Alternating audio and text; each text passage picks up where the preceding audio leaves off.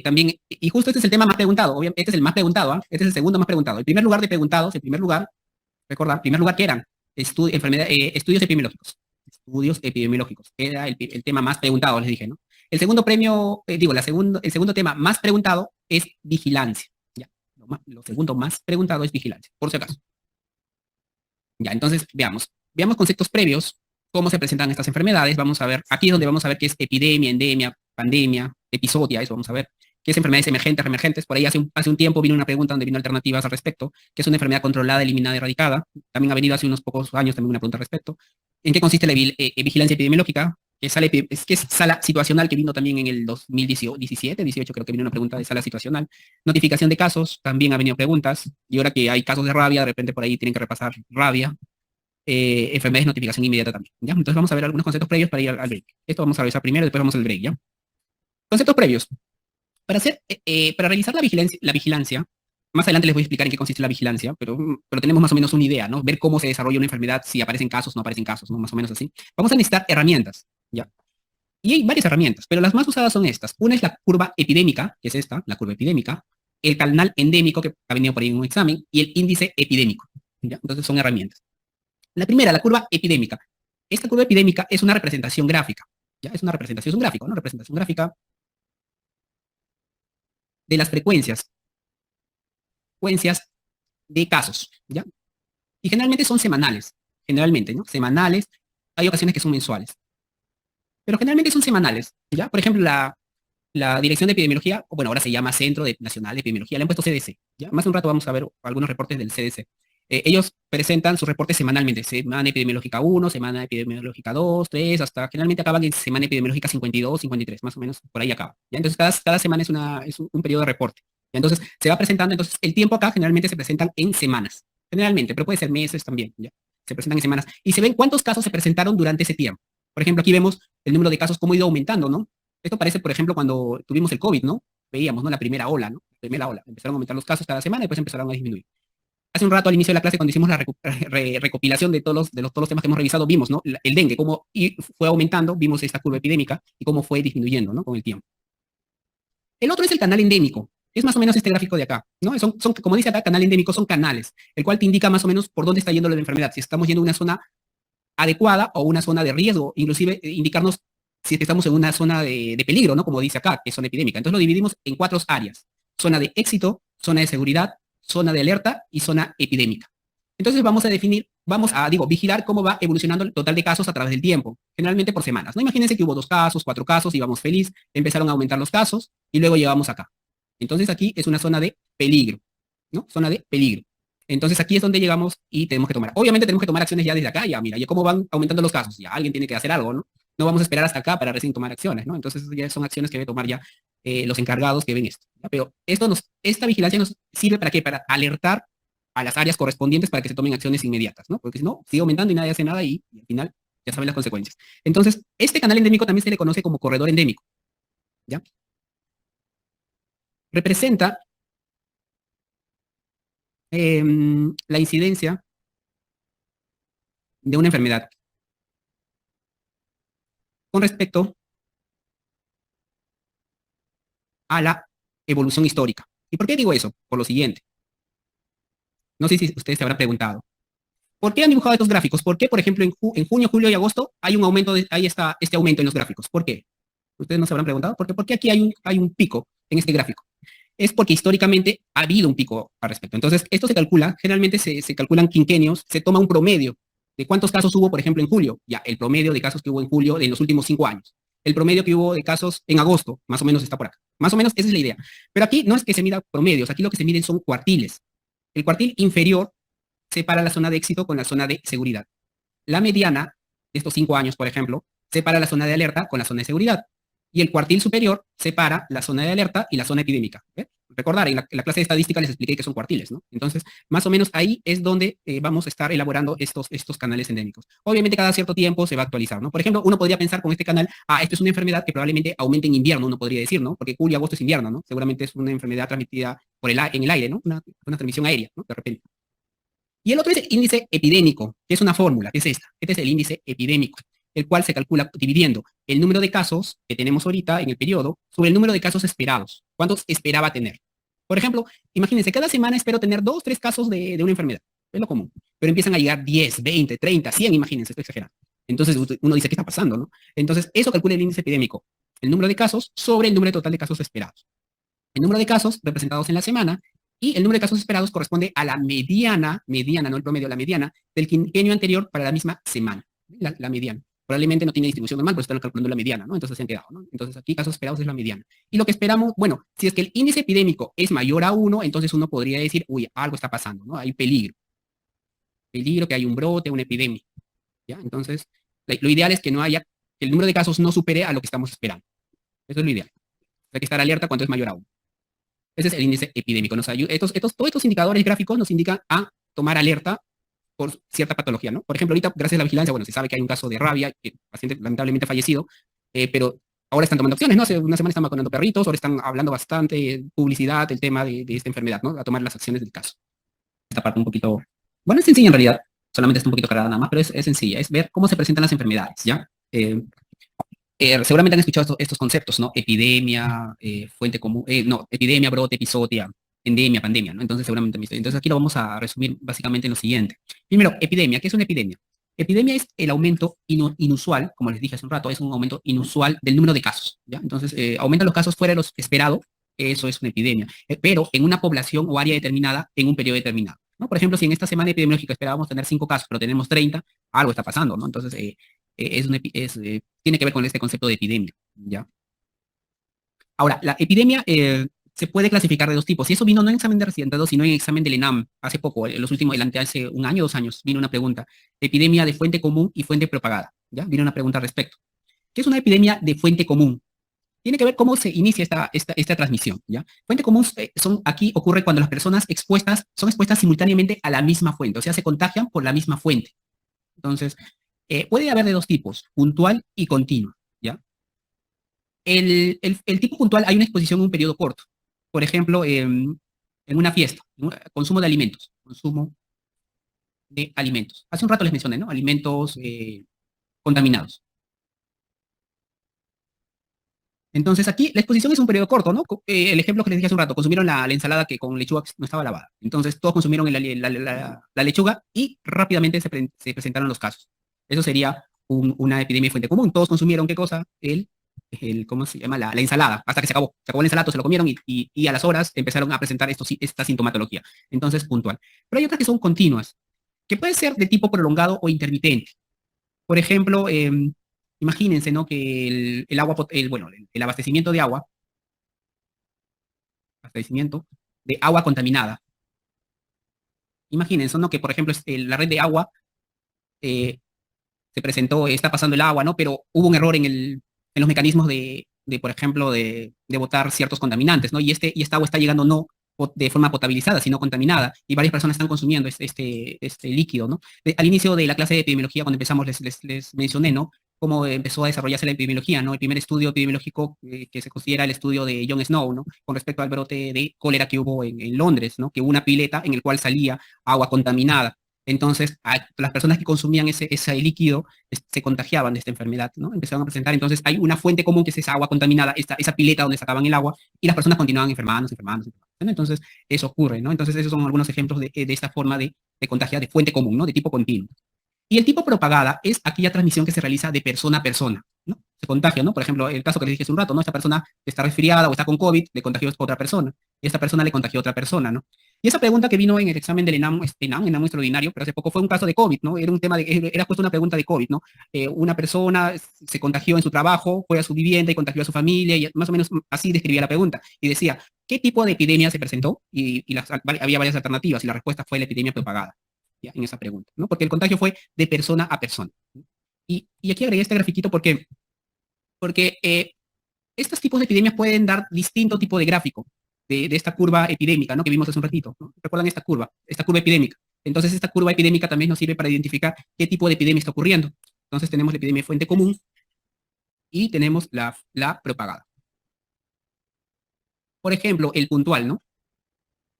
El que ocurre, por ejemplo, por un brote. Entonces, el gráfico será así, ¿no? Primer día, segundo, en días, ni siquiera en semanas, en días, segundo día, tercer día, cuarto día. Primer día presentaron acá gran cantidad de casos, segundo día menos casos y así, y al toque desaparece. ¿Por qué? Porque aquí es donde inició todo, ¿no? Consumieron los alimentos, fue algo rápido.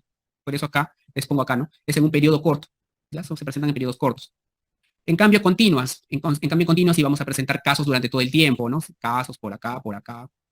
Vamos a tener este gráfico de curva epidémica, ¿ya? Entonces, por bastantes semanas, por ejemplo. Entonces, aquí es continuo. Ahora, propagada. Propagada, en cambio, ya es más o menos el gráfico de COVID. Empezaron a aumentar casos en cada semana, empezaron a disminuir después, pues empezaron a aumentar de nuevo, pues empezaron a disminuir. Más o menos cada una de estas epidemias tienen distintos tipos de gráficos, ¿no? Y que uno le permite identificar qué tipo de epidemia se está presentando. Entonces, para eso sirven estos gráficos, ¿ya? De curva epidémica.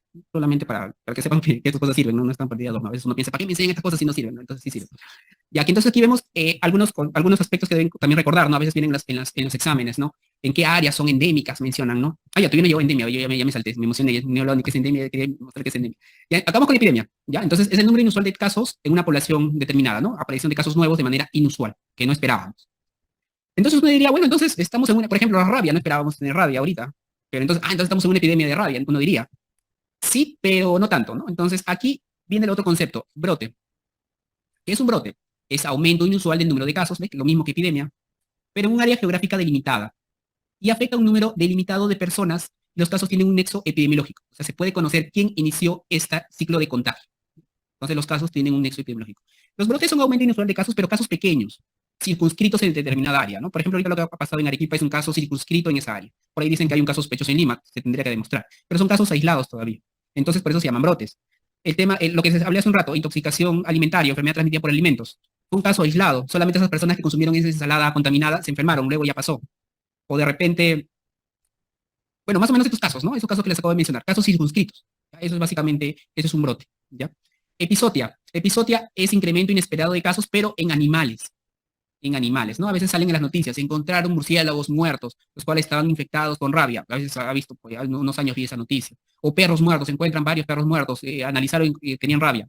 Entonces, es importante también vigilar animales porque estos pueden contagiar a seres humanos, ¿ya? Entonces, por eso también es importante hacer esta vigilancia en animales también. Pandemia. Pandemia también es un tipo de epidemia, pero que se presenta en grandes áreas geográficas, varios países, ¿ya? En varios países. Y gran proporción, y afectan a gran proporción de la población internacional, o sea, afecta a gran cantidad de todos los países, ¿no? Un gran impacto. Y no se puede controlar, básicamente, no se puede controlar. Ahora, por ahí siempre me preguntan, porque así ha venido en los exámenes, 2 veces inclusive, ¿no? Dice, la aparición de una enfermedad que afecta a más de 2 países, ¿cómo se denomina? Y la respuesta es pandemia, ¿no? Ha venido 2 veces en examen presentado. Entonces siempre me preguntan, ¿y el profesor entonces, en cuántos países se necesita para llamar pandemia? Siempre me preguntan eso. En realidad, no, en ninguna parte dice 2 países.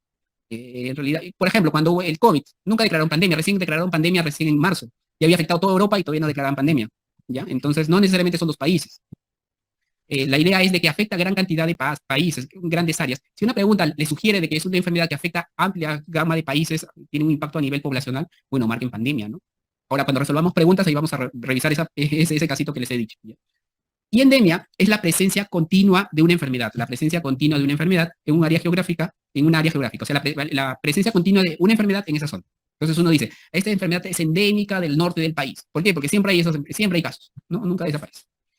Y tiene que ver con la prevalencia usual de esa enfermedad, ¿no? La prevalencia, esta enfermedad siempre es prevalente, 5%, siempre hay 5% de casos en esa, ¿no? Una prevalencia usual, no baja ni disminuye, siempre hay esa cantidad de casos. Entonces, eso es una endemia, ¿ya? Entonces, lo que ha venido en el examen hace poco fue pandemia, fue endemia, pandemia tenía que hablar, epidemia también vino, si no me equivoco, pero era con vamos a revisar, si no me equivoco fue una pregunta del COVID, de Wuhan, mencionaron un tema el caso que pasó por COVID, pues se presentó una enfermedad en el mercado de Wuhan, hubo una serie de cantidad de casos. ¿Cómo se denomina esta presentación?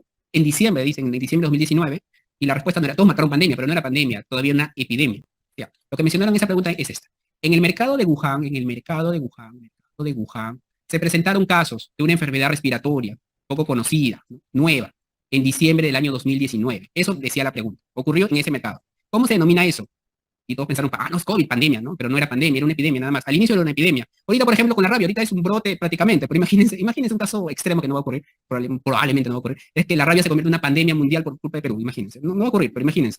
Entonces, ahorita es un brote, pero empieza a multiplicarse más casos, ahí sí, ¿no? Se convierte, ya afecta a varios países, ya se convierte en una pandemia. Entonces hay que leer bien la pregunta. ¿Ya? Y endemia también ha venido, pero hace un tiempo, ¿ya? Cuando resolvamos preguntas, ahí vamos a ver estos casitos, ¿ya? Ya, entonces aquí es donde estaban los mapitas que me estaba adelantando. Número de casos de dengue e incidencia por distrito, ¿no? Entonces vamos a ver dónde se presentan más casos de dengue, ¿no? Cómo ha ido evolucionando en el año 2023, ya este es hasta la semana epidemiológica 22. Ya aquí, ¿ven?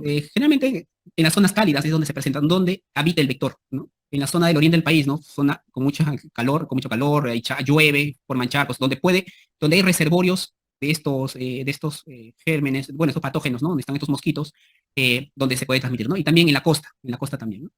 Entonces el dengue es donde se presenta, ¿no? Si se han dado cuenta es en el oriente y en la zona en la costa del país es donde se presenta casos de dengue, donde se ha presentado, ¿no? Miren Lima, ¿ve? Lima todo rojo, todo Lima también.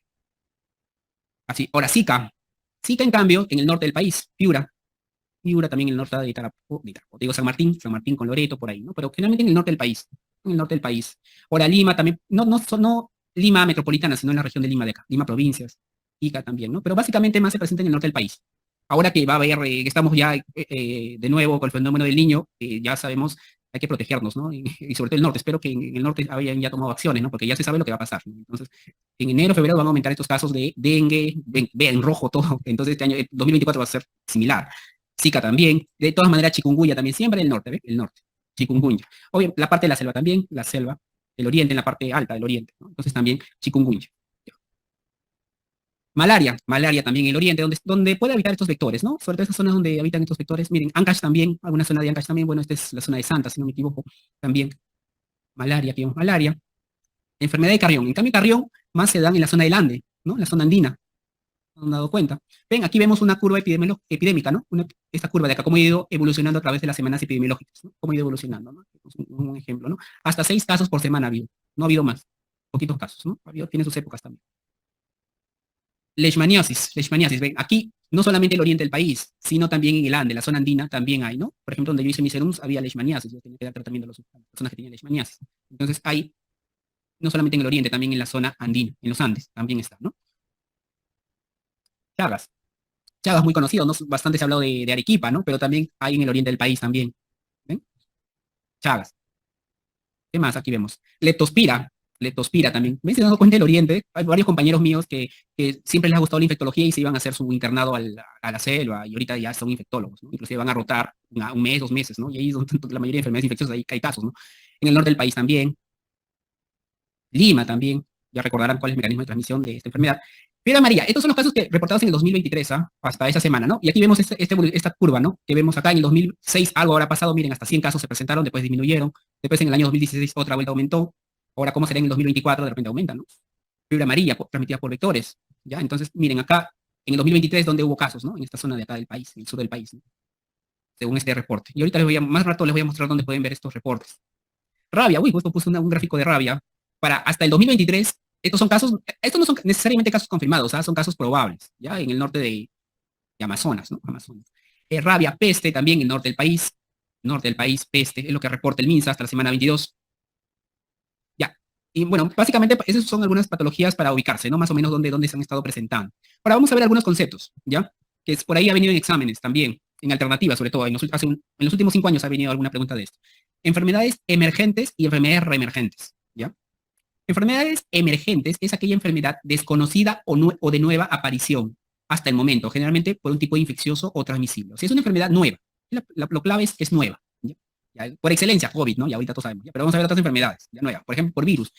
Relativamente nueva, VIH-Sida, antes no había, ¿no? En los 80 recién empezó a desarrollar esta enfermedad. El ébola también en las últimas décadas, hepatitis C, influenza, COVID-19 que los puse por ahí. El Helicobacter pylori también últimamente se está desarrollando en mayor cantidad. Ahora, en cambio, las enfermedades reemergentes son aquellas enfermedades que antiguamente afectaban a las personas, ¿no? Por ejemplo, la tuberculosis afectaban a muchas personas. Pero luego se controló esta enfermedad. Se descubrieron los antibióticos, empezó a disminuir esta enfermedad. Pero luego otra vuelta empezó a aumentar estas enfermedades. Eso por eso se llama reemergentes, de nuevo, ¿no? Reemergentes. Son enfermedades que ya consideraban que ya estaban controladas, como dicen acá, ya estaban controladas, pero otra vuelta empezaron a aumentar, ¿no? Por ejemplo, la sarampión. Se controló la sarampión, pero por ahí apareció el movimiento antivacuna. Ahora en determinadas zonas del planeta no que se quieren vacunarse, y ahora otra vuelta están aumentando los casos de estas enfermedades. Por ejemplo, dengue, la rabia, hay casos de rabia, fiebre amarilla, cólera, ¿no? En 92 hubo en el Perú, difteria, peste, tuberculosis, lo que les mencioné, paludismo. ¿Ya? Entonces, la lógica es esta, reemergentes son enfermedades antiguas que se controlaron, pero otra vuelta se están desarrollando. aquí ya tiene que ver mucho ya los determinantes, ¿no? Determinantes sociales, determinantes de la salud, que seguramente están viendo en salud pública. Tiene que ver con eso. Ya, esos son los primeros conceptos. Ahora vamos a ver otra clasificación. Enfermedades controladas, eliminadas y erradicadas, ¿ya? Entonces vamos a ver estos conceptos también. ¿Ya? Enfermedad controlada. ¿Qué es una enfermedad controlada? Significa, bueno, primero que lo hemos controlado, ¿no? La política pública consigue limitar la circulación de este agente. Hemos controlado la enfermedad. Por ejemplo, hemos controlado la epidemia del COVID en el país. Hemos logrado limitar la circulación de la gente. Por debajo al nivel en que se mantenía si los individuos actuaran por su cuenta. O sea, hemos logrado disminuir la transmisión de la enfermedad con nuestras acciones. Eso básicamente es lo que quiero referir, ¿no? Entonces hemos controlado la transmisión, inclusive seguramente el R sub 0 es menor a 1, seguramente. Hemos controlado la enfermedad. Pero tenemos que mantener estas medidas de control. Enfermedad eliminada. Reducción a 0 de la incidencia de una enfermedad. O sea, ya no hay casos. Ya hemos eliminado del país esta enfermedad porque ya no hay casos. Pero vamos a mantener de todas maneras medidas de control, mientras que se erradique el agente, ¿no? Por eso seguimos vacunando, ¿no? Por ejemplo, en una época seguramente la viruela fue eliminada del país, en alguna época, hace años, hemos eliminado. Pero cuando se eliminó de todo el mundo, ahí ya pasa a la otra fase, que se llama erradicada. Erradicada es el cese de toda la transmisión de la infección por la extinción artificial del agente. Lo hemos eliminado de todas partes. Desaparecido. Ausencia completa de riesgo de reintroducción de la enfermedad y permite la suspensión de medidas de prevención y control. Por lo tanto, ya dejamos de vacunar contra la viruela, por ejemplo. No hay, ahora, bueno, nosotros no nos hemos vacunado contra la viruela. Ahora, otra es la viruela del mono, que es otra enfermedad, ¿no? Que también apareció hace poco. Pero la viruela en sí, la conocida, la antigua, la antiquísima, esa ya se erradicó, ya no nos vacunan contra esa enfermedad. Nosotros ya no estamos. ¿Por qué? Porque ya se ha erradicado del país y del planeta, ¿no? Ya se ha erradicado. Entonces, obviamente ustedes dirán, sí, pero está guardado en laboratorio, ya, bueno, es otra cosa. Pero ahorita la transmisión ya se ha erradicado, ¿ya?